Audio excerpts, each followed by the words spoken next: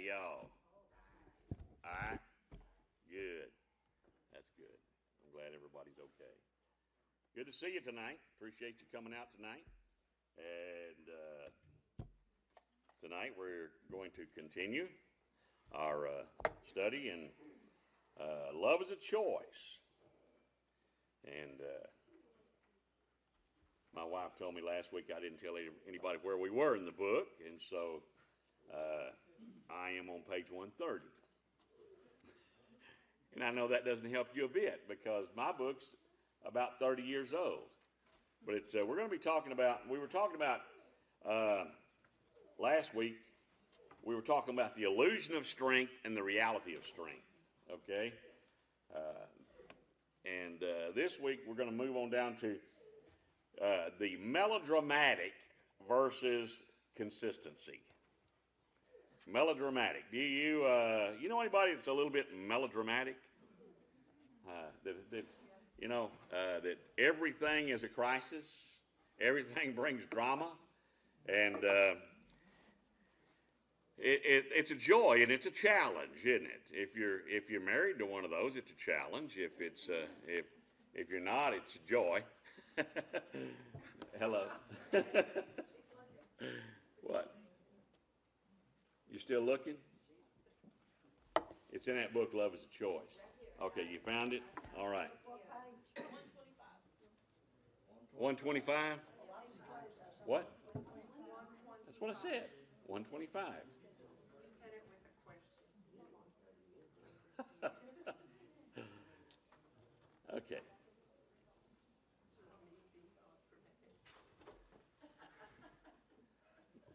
I always try to tie some scripture in with this, and you know, we just finished a study in the book of James, and it was amazing how much the book of James really parallels a lot of this study. And so tonight we're going to go back to the book of James. We're going to go to chapter 1, and beginning in verse number 2, where it says, "My brethren, count it all joy when you..." I don't think so. "My brethren, count it all joy when ye fall into divers temptations, knowing this, that the trying of your faith worketh patience. But let patience have her perfect work, that ye may be perfect and entire, wanting nothing." Okay, I'm going to leave off right there. We may come back to some more verses in just a few moments. How many of us have reached perfection? Okay. But some of you have some other translations here. Do you not? Have you? And what's it? What do they say? Do they say perfect or do they say maturity? Because that's what we're talking about here. We are talking about maturity. You know, and in this, we're not necessarily talking about, in this love is a choice, we're not necessarily talking about spiritual maturity, even though it is part of that, but also it's an emotional maturity. What do you think about someone who is always in the middle or causing drama? Do you think they're grown up? No. You know what we tell them sometimes? Why don't you grow up? Don't we? We say that to them. Why don't you just grow up? Because it is a sign of immaturity. Now, what causes that, do you think? Is chronological age have anything to do with it? But you think? You think if you just get a little older, you'll overcome this situation? More than likely not. So, how are we going to deal with this? I was in a situation one time in this church, and I had a lady that was in the church, and she came from another church where she had always caused problems. And so the morning, and she had been a member of that other church all her life, and she was getting up. She was older then than what I am now. And she walks in the door, and I went, oh. Because I knew her by reputation, okay? And I wondered, what's this all about? And when she come in the door, I was shocked to begin with that she was at Trinity instead of the church she had normally gone to. And I guess that'd work better, wouldn't it? Drama.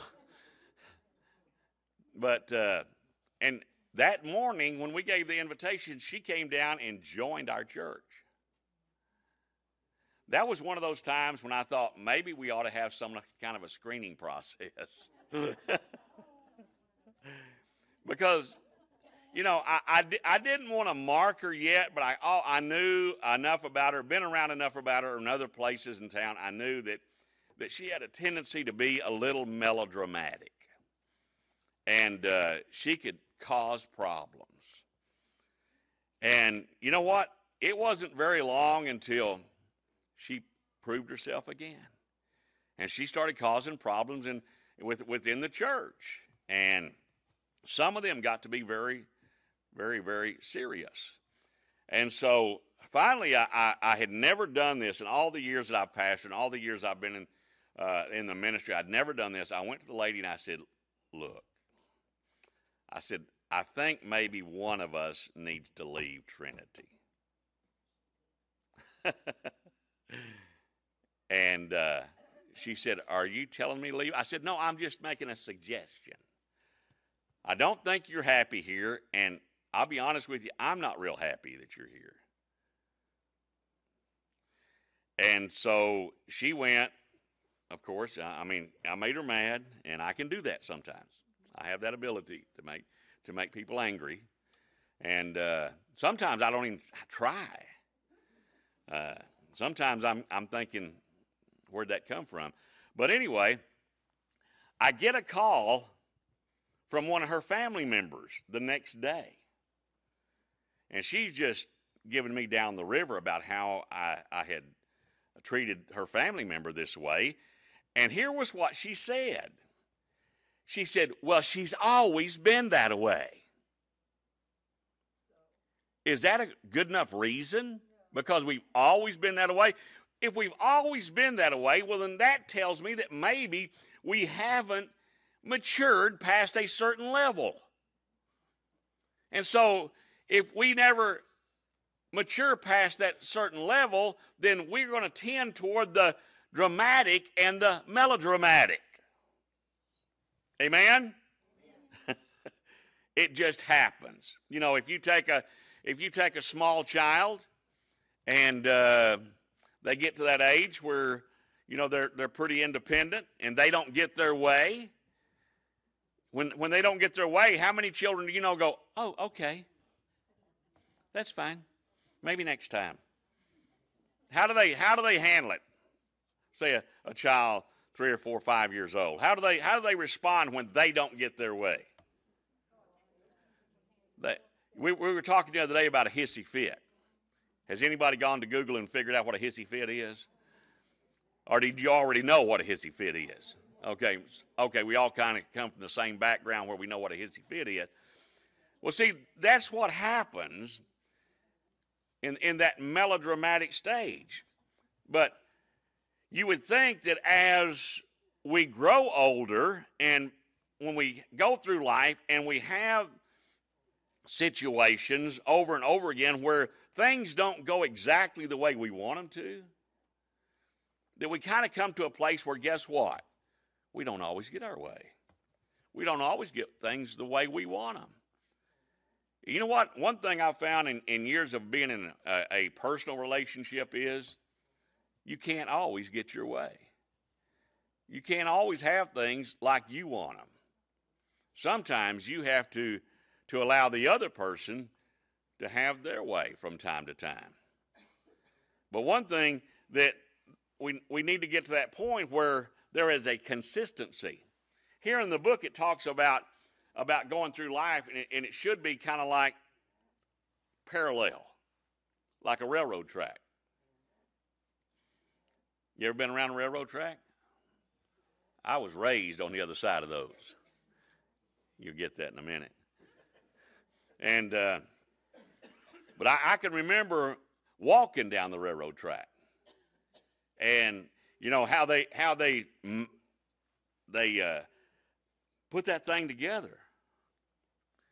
You know, they have those cross ties on a bed of crushed rock usually. And they're kind of bedded down into that. And those rails, do you know those rails have to be a certain distance apart? Or what happens? Oh, the train derails. Oh, you mean to tell me that's why they're that far apart? You ever noticed how the wheels on a train are made? They have a little lip on the inside of the wheel. And that lip on the inside of the wheel goes down inside those rails. And if by chance, because we don't have a firm enough foundation, and the foundation shifts, and those cross ties get out of whack, and those rails get any wider or narrower, the train's going to derail. Now, we talk about that in relationships. Sometimes when things, we can't keep them, I talk about keep it, you know, going down the highway, and I talk about relationships, I talk about keep it on the black stuff. What am I talking about? Keep it on the black stuff. You know, if you're driving down the highway, where do you want to be? You want to be out in the bar ditch? No, you want on the highway. What's that called? The black stuff. That's the black stuff. Yeah, you want to be on that black stuff. Okay? That's always a good place to be.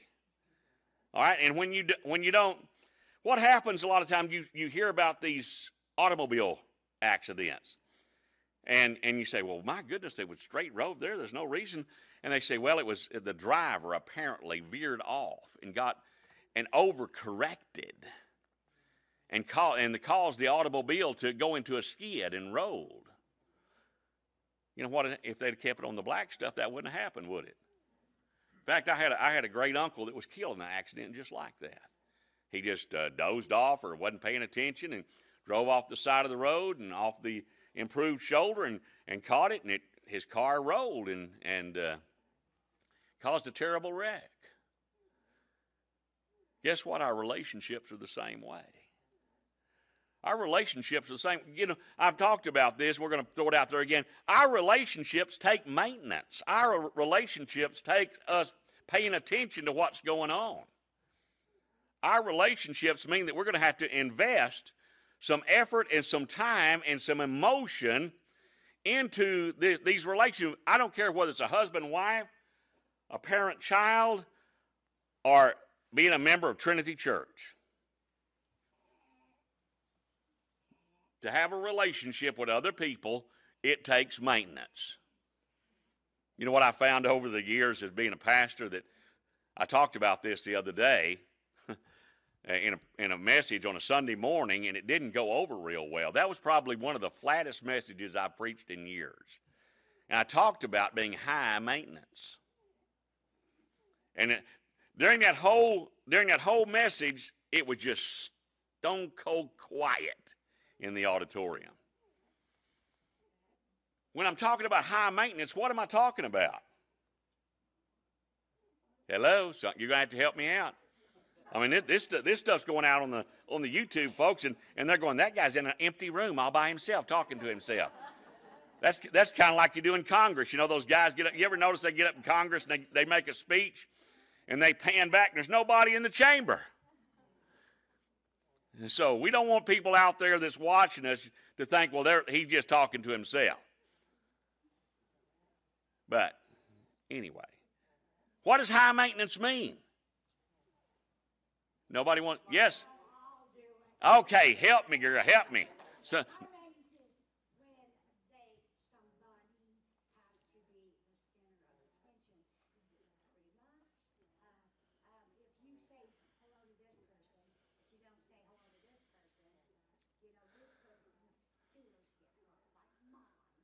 that's what you told me the other day when I didn't come back and hug you.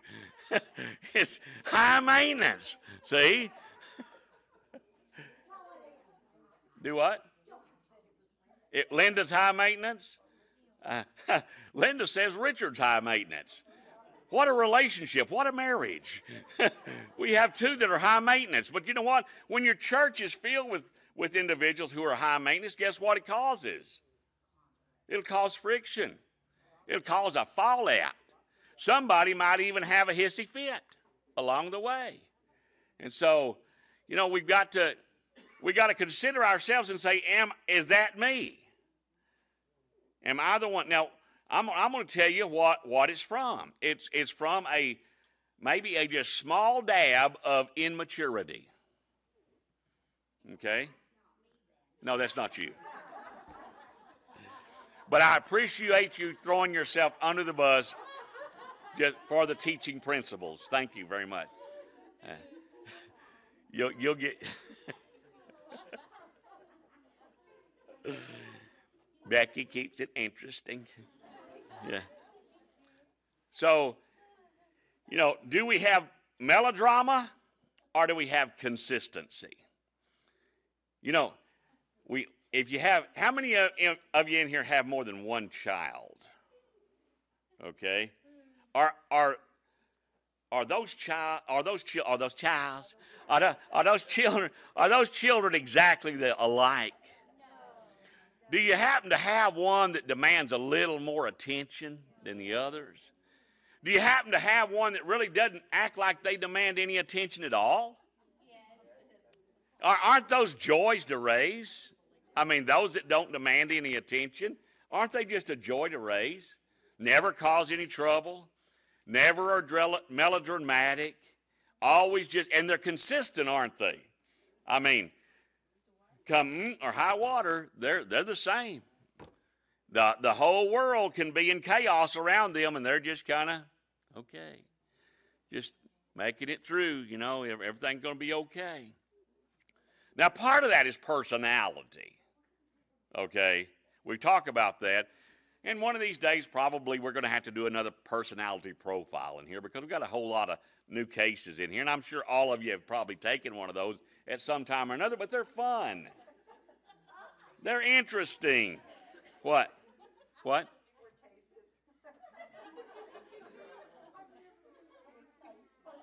You've never been what? A case?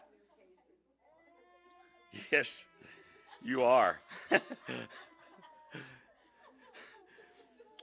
But part of it is personality, and part of it is just we choose to be, and it's a choice. We're talking about love is a choice. We're talking about choices we make. We can either choose to be melodramatic, want to be the center of attention, demands more than what somebody else. But you know what? When we demand more, guess what it does? It takes away from someone else. And is that fair? How many of you are middle children? Yes, ma'am. You know, it takes away from that person, too. Okay, elaborate.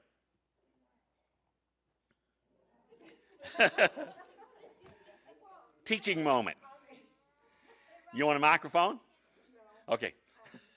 No, I mean, people like that, you would spend a lot of time trying to express their needs or their wants, and that's all they're worried about. Okay. So, I mean, people see that. Yeah. Sometimes they miss Are they a joy to be around?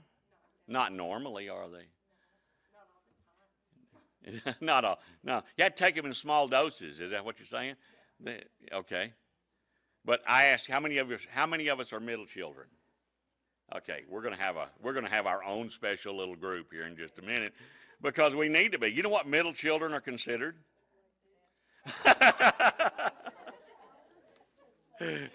You're right. That's part of it. But she said neglected. Okay, if you've got 2 or less children, Mom said that's been her whole philosophy for you all of her life. Hadn't it? Just don't mind her.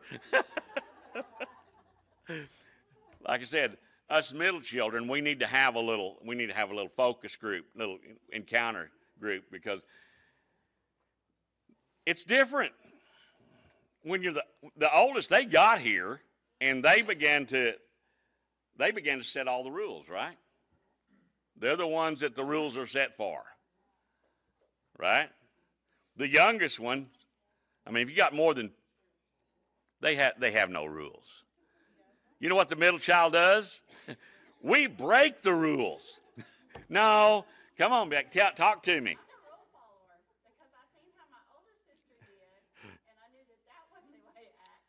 And I seen how spoiled my youngest brother was, and I've always been a rule follower. You know what middle children really are? Peacemakers. Yes. Peacemakers.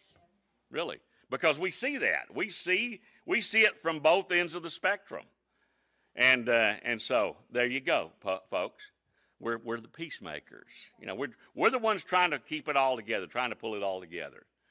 But do you have one sibling that just needs a lot of attention? Yes, I do. Okay. Do you have one? No, she does. No. Anyway, it's being recorded.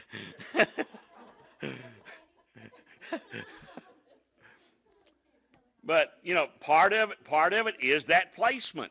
Okay, part of it has to do with where you come into the family unit, and so how would you like to have? I mean, I come from a family of 5 kids. Barbara and I had 6. Hello, that's fun. But wouldn't want to do it again. No, I don't think so. No. But one of my daughters sitting back there going, Dad, move on. Well, I had a teaching moment here that I was going to say something about. Oh, do what? Well, I'm talking about larger families. How would it be if every child of a larger family dealt in melodrama? That is when mamas get admitted. And apparently my family was kind of like that, because we would be getting, you know, Dad would be at work and it was summertime and we'd all be home. Isn't that great, moms, when all the kids are home for summer? Hello, yes. And we'd be getting, I'd see my mother be getting things together, and she'd be getting her purse. I said, where are we going? She said, I'm going crazy. And here's my answer to my mom. It's going to be a short trip, isn't it?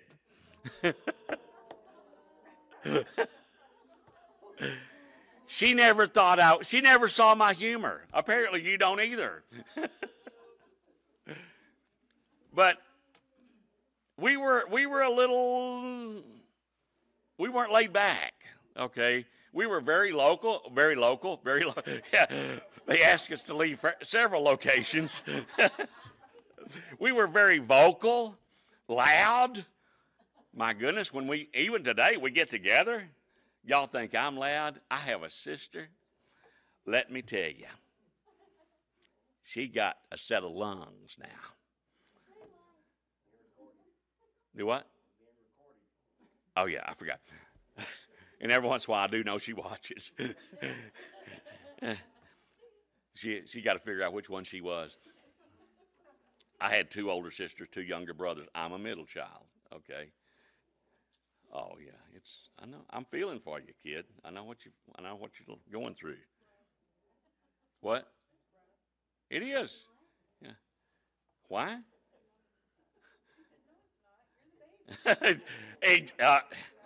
The baby speaks out, okay, because the baby's got it made, right? Amber? Yeah, whatever. Just leave me out of this. I don't want to be your teaching moment. Okay. How would you like to be my children? Because they've all been preached on from at one time or another. They're all good topics. But I usually try to avoid the one that's here. But we have melodrama, or we have consistency, or we have something in the middle. How would you like to get on a train going somewhere knowing that there's no stability in the rails? Would you like to board that train? No.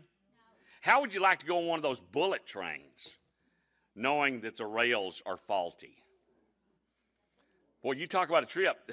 Okay, folks, at any given moment, this thing can come from together. Well, guess what? Aren't our relationships a whole lot like that? I mean, sometimes we're riding the bullet train, right? I mean, we have a tendency, things are going to in a handbasket. You know what I'm saying? Y'all fill in the blanks, all right? And they're going there real fast. And we'd like to put on the brakes, wouldn't we?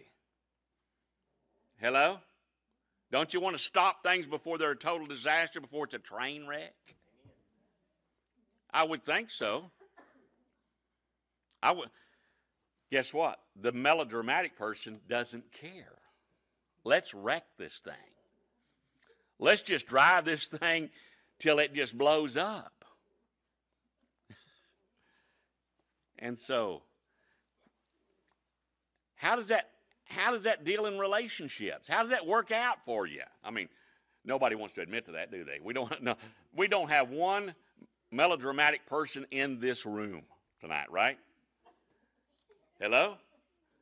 Right? You know what? That's one of those things we're not going to admit to. But here's the thing.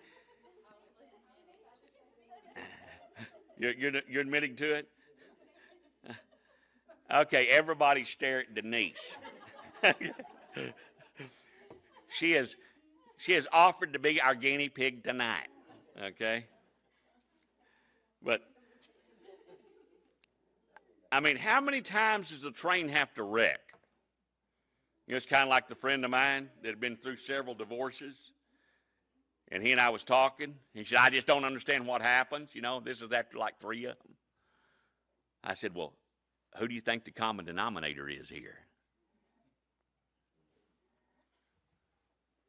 Why? Okay. Well, I married the wrong person 3 times. And that's part of what we're talking about here. Okay, did you choose them, or did they just kidnap you and haul you off to the JP? Hello? Hey, there's enough of us in here. We've had some broken relationships, okay? Why do we do what we do? Why do we choose the people we choose? And why do we keep doing that? Why do we keep making the choices that we're making? We don't know no better. Hello? What did you say? I'm listening. Okay. You're being a little melodramatic back there. Could you just go?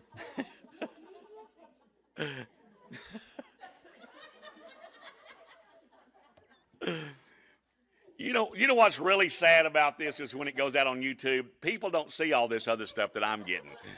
They just see me up here going, what just happened? You know? I hope that we have more than one camera in that other room so we kind of pan the crowd every once in a while just to say, oh, that's what he's dealing with. No wonder he's crazy. Okay, sorry.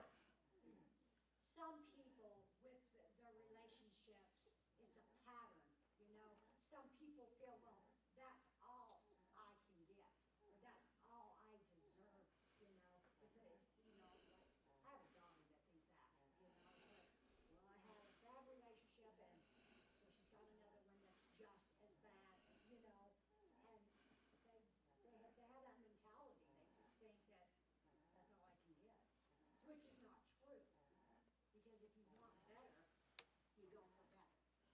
Okay. Good point. You said patterns. Patterns. We do. We follow patterns, don't we? It's real funny to talk about patterns because the other day I was walking through Wally World. And I don't know, I was headed across the store to another area over there where I wanted my stuff, and I went through a section that had patterns. You ever seen patterns? I haven't seen patterns in years. How many of you ladies ever made a dress out of a pattern? They still do? Who said that?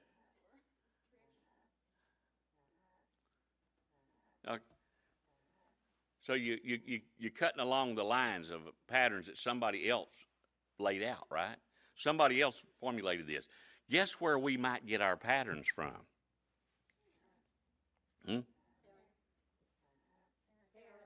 Oh, yeah, let's just blame the parents for this, okay?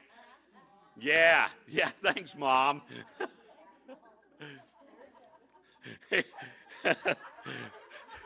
Again, don't pay any attention to her. She's a middle child. Right, we're following somebody else's pattern. Right? In that, I mean, and here's the thing about it. Have you ever noticed sometimes that when you get that thing sewed all together, it doesn't look exactly like it did on the front of that pattern envelope?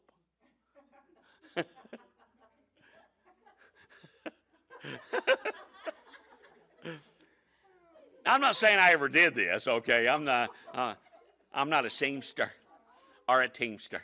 I'm not a seamster. But you want to talk? I'm just laughing because I was drawing patterns all day. Oh, yeah. How'd that work? Yeah.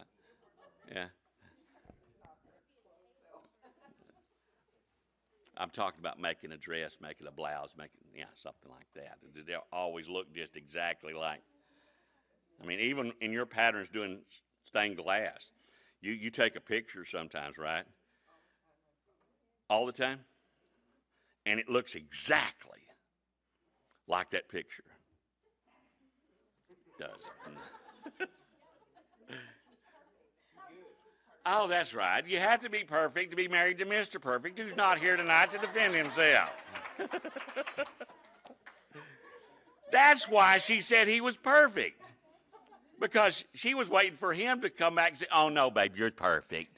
And then, no, you're more perfecter. No, you're the perfectest.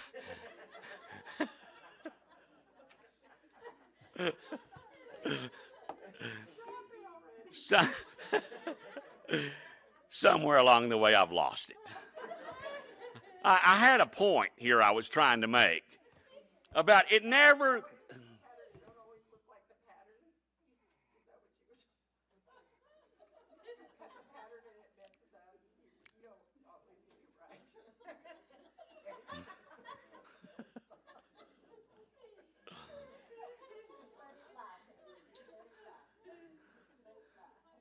Okay. Are you through? Winnie, this is your mother. Okay. Where I get it from? You had a pattern to work by. I mean, there it was right there. Sometimes we just got to say, enough! I'm changing this pattern. I don't have to go by this pattern. Did you ever deviate from the pattern? Oh, yeah. We got original, didn't we? Guess what? That's what we're talking about, is if the pattern's not working,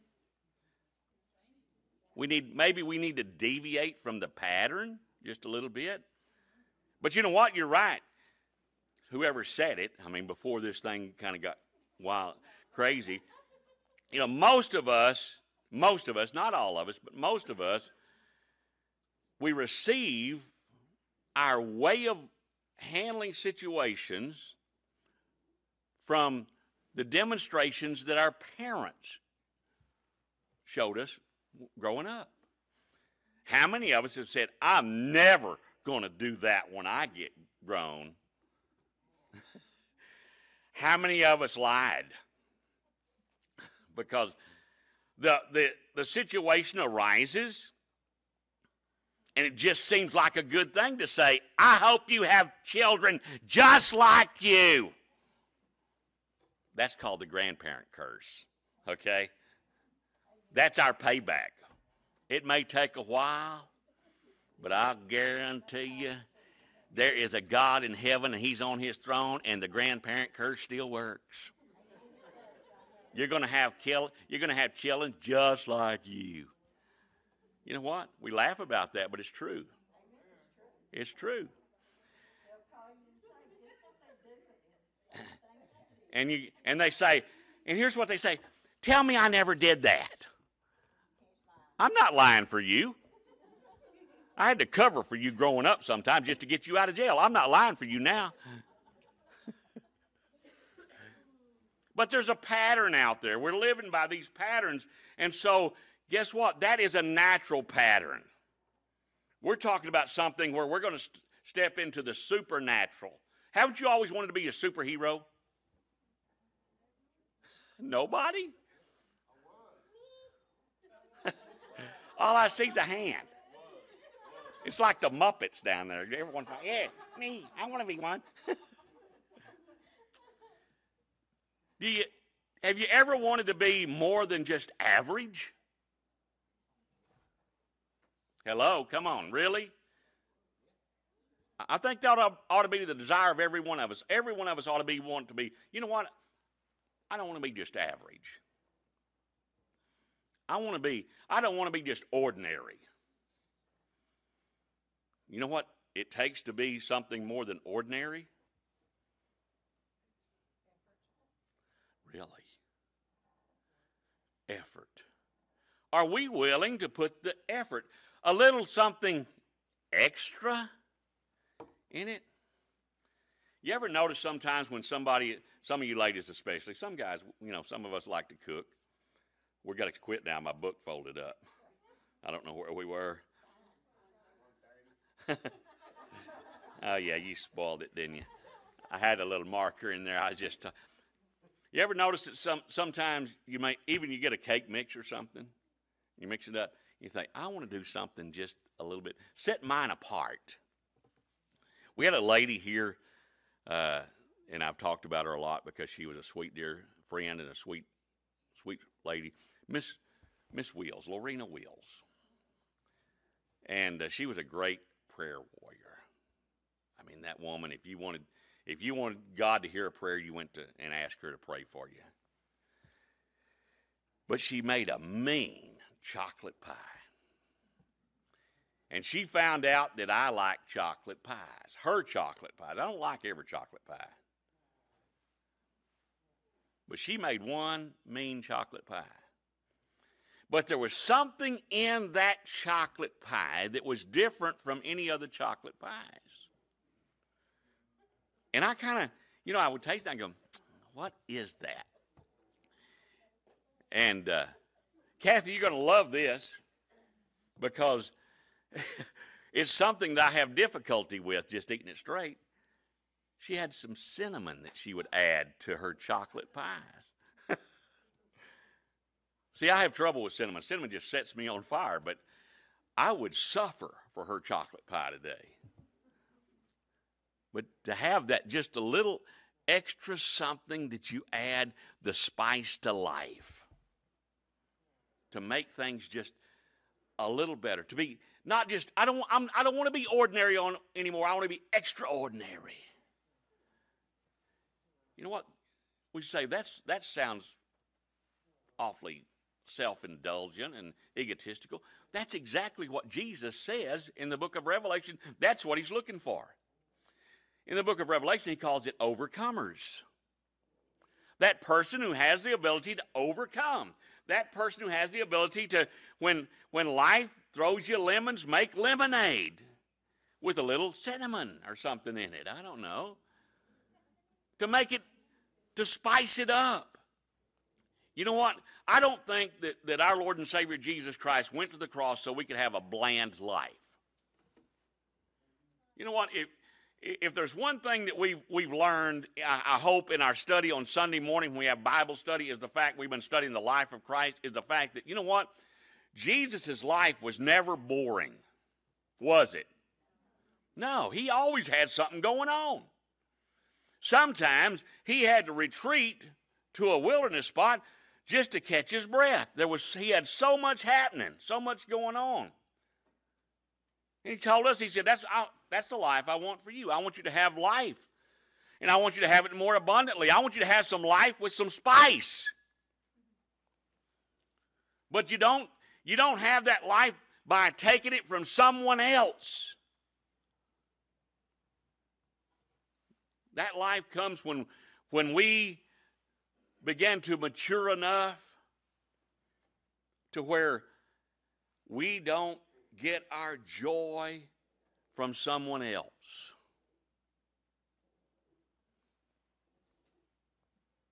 You know, we talked last week about being like on a barometer or a thermometer. Which would you rather be? You know, just the other day it was 90 degrees. I mean, just a few days ago. Today, just hours later, we had trouble getting out of the 40s today. Do you like that radical change? I'm not asking if you like cold weather or hot weather. I'm asking, do you like that radical change? I mean, you don't even know how to dress. This is Texas. You know, and the joke is in Texas, if you don't like the weather, hang around. Give it 15 minutes. It can change. And that's absolutely true about Texas. It can happen that way. But guess what? Sometimes we're like Texas weather. We're like the thermometer. We can be up here, we can be this hot, man, we going, yeah, everything going down, and all of a sudden, whoa, big old cold front comes through.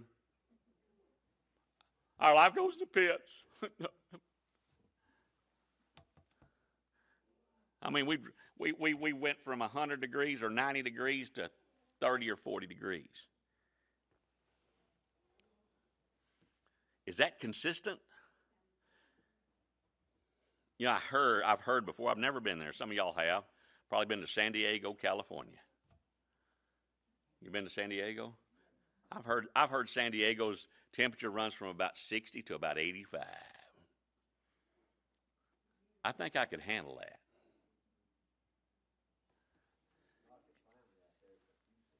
Okay.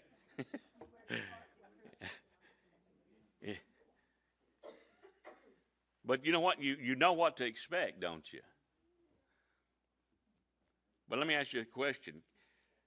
Can people know what to expect from you?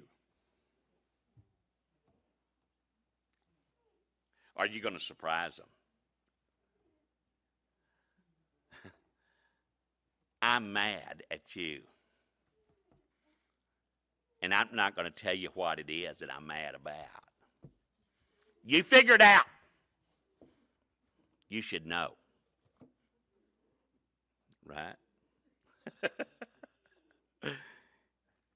If you don't know, then you just don't know. And if you don't know, I'm not telling you. Hello?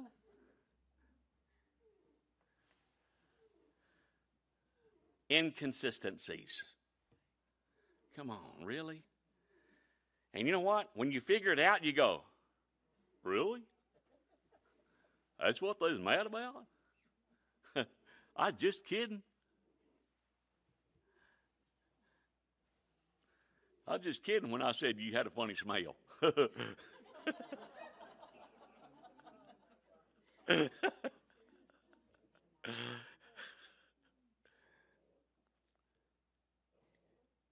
We can either be the drama queen or king, or we can be consistent. But you know what? Melodrama is entertaining, isn't it?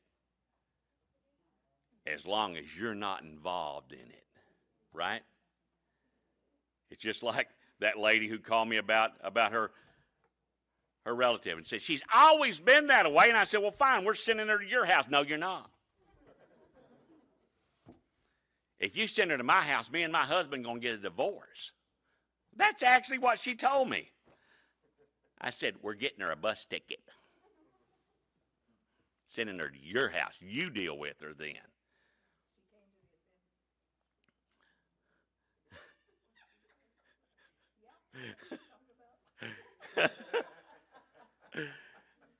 The woman is renowned.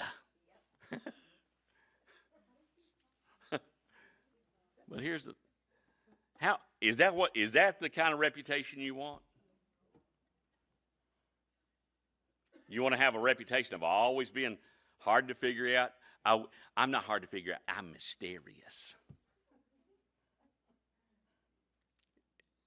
Is that a good thing? To be mysterious? Do we really need to be hard to figure out? You know what Jesus said? He said, you either love me or not. He said, you either love me or you hate me. There's no middle ground here. You know what we really stress around? We say, this is a loving church. And we are, but you know what? We still got some, still got some rough edges that we need to work on just a little bit. All of us.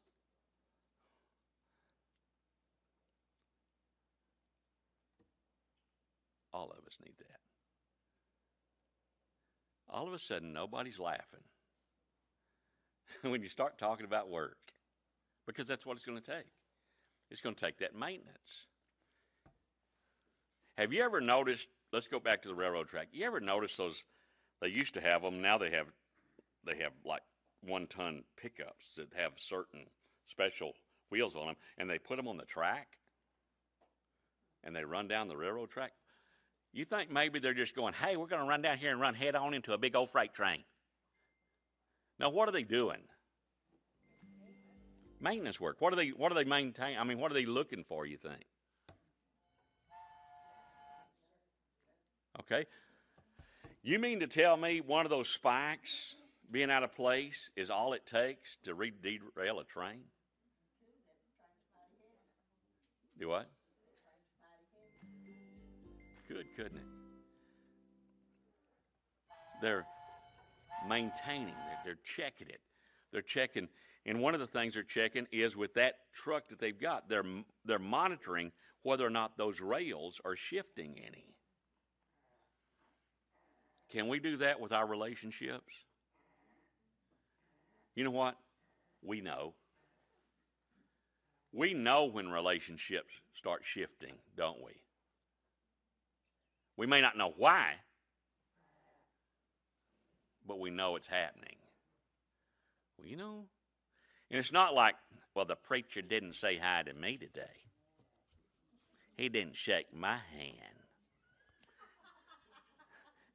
He didn't hug me. No, he went to the other side of the room just to avoid me.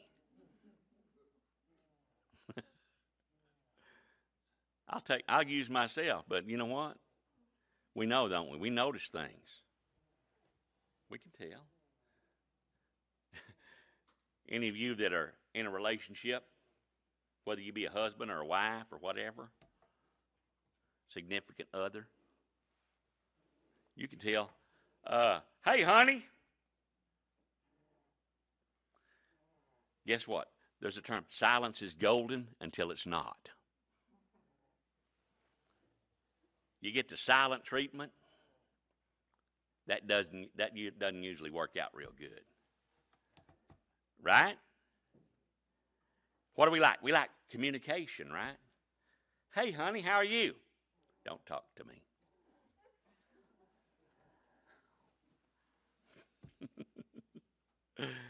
Oh, yeah.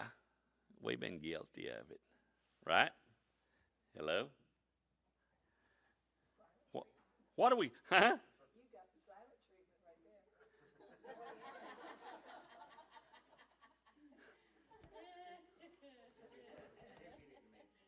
I was kind of dense at that moment, wasn't I? Yeah. Okay, come in. Hello? Hello, Jesus. Yeah, you calling? Yeah. Okay, guess what? I've just had too much fun tonight. We're out of time. I'm going to finish. But in verse number 4, it says, but let patience have her perfect work, that you may be perfect and entire. That means complete. Wanting nothing. Wanting nothing. You mean we can be satisfied? Are you satisfied with your relationships? And what you going to do about it? You know what? It may take some work. It may take some real effort.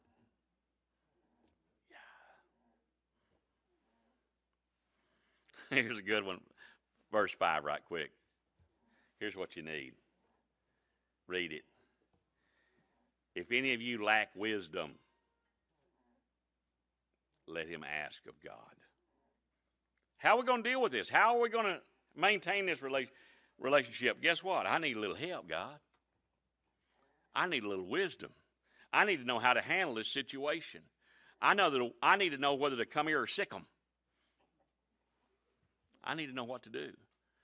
And God, what did he say? God said, I'll give it to you liberally. I'll give you what you need. And I'm not going to make fun of you about it. Upbraideth not. He said, I'm not going to say, well, hello. You ever had somebody ask you for something, you go, why do you want that? Hello? Why are you asking for that? See, God's not going to do that. He's not going to ask you why you want it. He said, I'm going to give it to you. I'm going to give it to you. We definitely need wisdom, don't we? You know what? We did not come into this life with all the tools to deal with complex relationships. But they are, aren't they? You know how you have a simple relationship? Anybody want to? How can you have a simple relationship?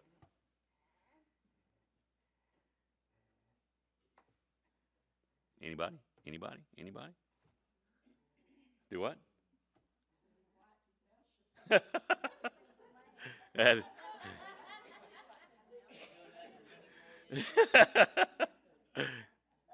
The only way to have a simple relationship is live by yourself alone.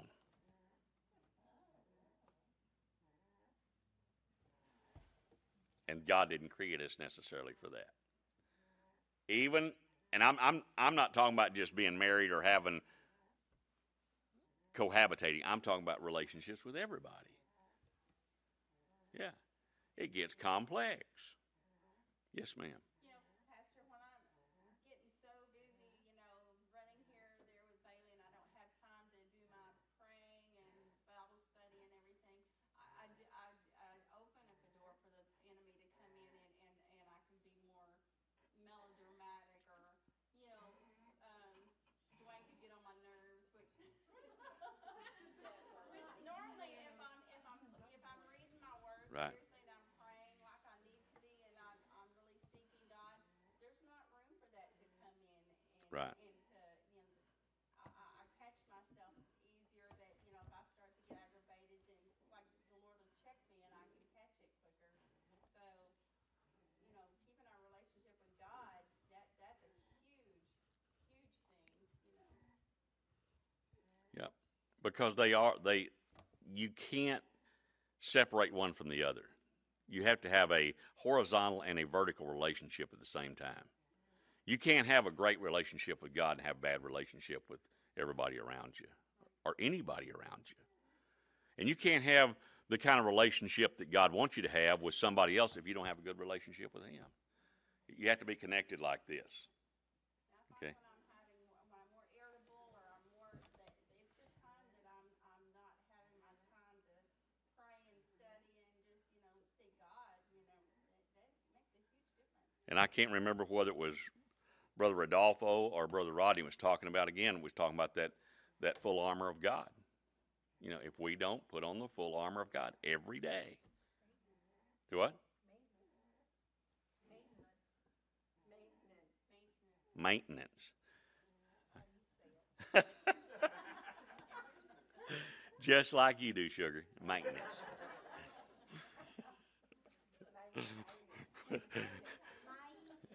Maintenance. Oh, the Muppet woke up. Yeah, I appreciate that input because, yeah, it's, it takes work. It takes effort. It doesn't just come naturally to us. And that's why God said, hey, put on the whole armor. That's your job. That's my job. God's not going to do that for you. And I'll guarantee you, the enemy's looking. I mean, you can't put on part of it.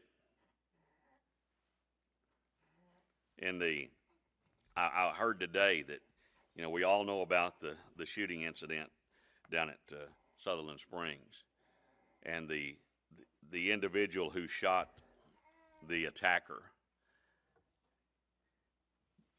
had on all kinds of armor. The guy who stopped him said, I found a weak spot, and that's where I shot him, where there wasn't armor. That's what the enemy does to us. He looks for that place where we're not completely clothed in our armor, and he will attack that place. And that's what he tries to do every day, all day long. We cannot let down our guard. We're like Brother Rodney said, we're in a war. We're in a battle zone here.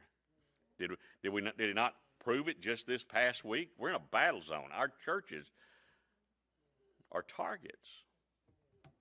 And you know what? I'm not going to stay home from church. I'm not going to stay home from church. Because you know what? They've done it at Walmart. They've done it at bus stations. They've done it in airplanes. They've done it at restaurants. They've done it in people's homes. They've done it in a bank parking lot up at Weatherford the other day. Guess what? You cannot live in fear. That's not what God has for you. God said, I do not give you the spirit of fear, but of love and power and a sound mind. That's what we need to live by. With that in mind, I know no fear, for thou art with me. Amen. Prayer request tonight.